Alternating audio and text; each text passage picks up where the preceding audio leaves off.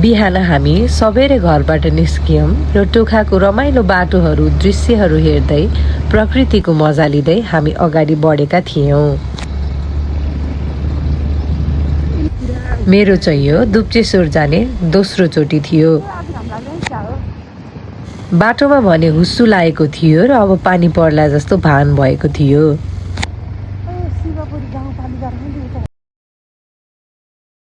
राम्रा भ्यूहरू हेर्दै हामी हाम्रो गन्तव्यतिर लाग्यौं।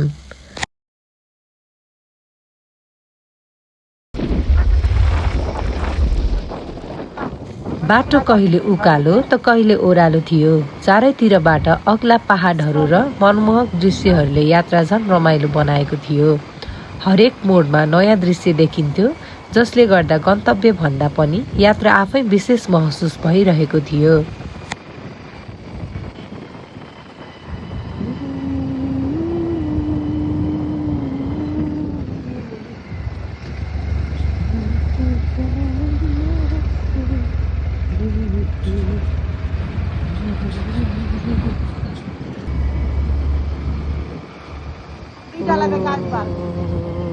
My God,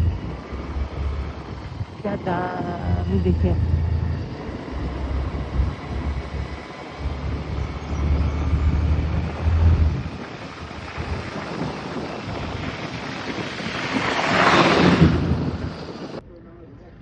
बिहान सबेरै हिँडेको भएर हामीलाई बाटोमा भोक लाग्यो र त्यसैले हामीले चिया खाने निर्णय गर्यौं।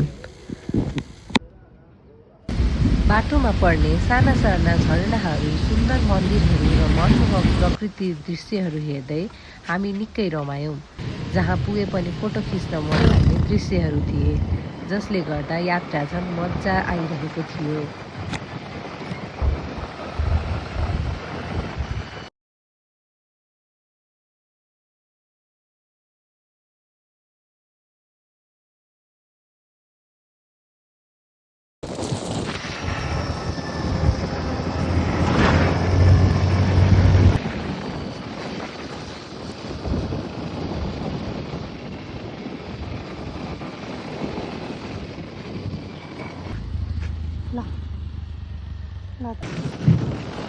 किम्बु पाउने सिजन भएकोले हामीले बाटोमा किम्बुहरू टिप्न पनि रोकियौं।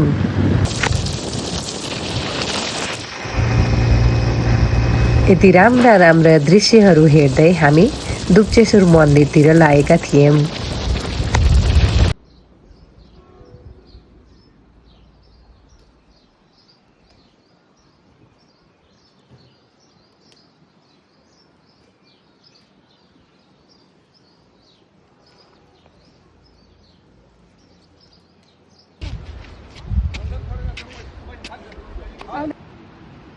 हामी दुप्चेश्वर मन्दिर पनि पुग्यौं र यहाँबाट हामी अब अलिकति हिँडेर दुप्चेश्वर मन्दिर पुग्नुपर्ने हुन्छ। दुप्चेश्वर महादेव मन्दिरलाई दोस्रो पशुपतिनाथ भनेर पनि चिनिने गरिने रहेछ।